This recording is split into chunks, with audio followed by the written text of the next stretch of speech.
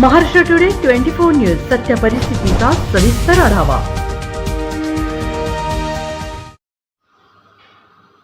मुखेड नांदेड। मुखेड तालुक्यात पेरणीला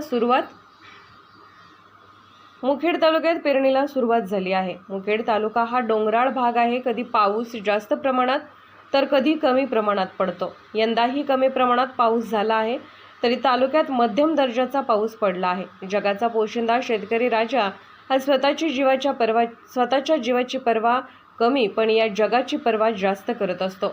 यात शेतकरी राजावर प्रसंग असे येतात की सावकाराकडून कर्ज घेऊन खते बियाणे खरेदी करतो।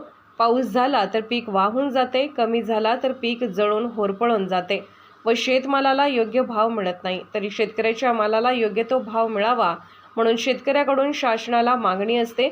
अशा मागण्या पूर्ण होत नाहीत म्हणून शेतकरी राजा हा नेहमीच चिंतेत असतो।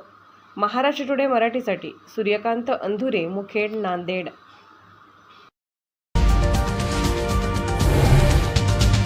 आजच महाराष्ट्र टुडे 24 न्यूजला सबस्क्राईब करा आणि सत्य परिस्थितीचा सविस्तर आढावा पहा।